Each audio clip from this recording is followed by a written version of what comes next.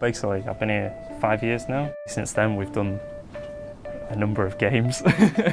More than I ever imagined that I'd ever work on in my entire career, to be honest. A lot of what's on screen is obviously take it with a pinch of salt sort of thing. On here, I've got a level loaded up. You're possibly going to recognise it. This is actually inside Stark Tower. This room is actually based on basement garage that is actually featured in Iron Man 1. I think it's in Iron Man 2 as well. But that's obviously in a different building in those films. But because it's such a cool room and there's so many cool gadgets and robots and loads of cool sports cars, again, we couldn't not have it in the game.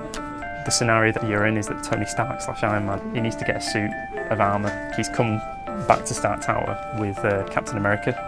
The first few times you play the game, you'll play as Iron Man. Then all of a sudden it's like, oh, I need to go and get a new suit now because it's ready for upgrade. And now I'm Tony Stark for a bit. That constant change of characters again is something that we were looking for. It's something that's very frequent in this game in particular, probably more so than any other LEGO game. So yeah, obviously you'll get to do some exploring. Ignore that dodgy laser beam. Obviously Tony Stark being one of the more super intelligent characters, he'll get to interact with his computers and stuff and technos, and he'll be able to control things or like hack into computer systems. So in this situation you would control this helicopter to fly through some vents on the wall. Obviously at the moment it's just all a canned animation, but in gameplay you would have complete control. So obviously Captain America, it was always going to be the case that his main abilities revolve around the use of his shield.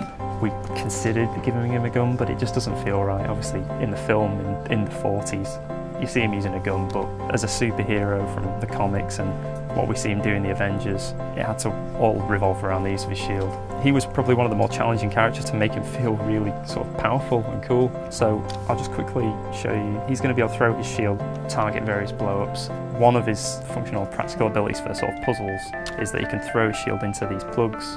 Running through here is some sensors that'll detect sort of security. This is the bit that you spotted before. One of his other abilities is he can sort of stand on a contact spot and redirect laser beams or machine gun fire. One of his other abilities is he can obviously get his shield out, and that is used as like general protection, so he will walk around like that with the shield covering him.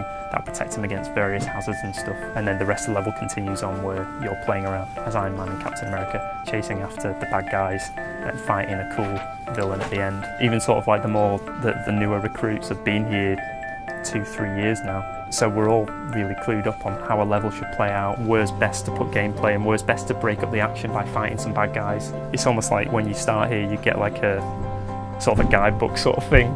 Most of us are fans of the LEGO games before we worked here, so we're already very aware of what makes a good level, but obviously you're always learning, and obviously we're always trying our best to make each game different and unique and cool, and there's something new about it, and that is important to the level design obviously.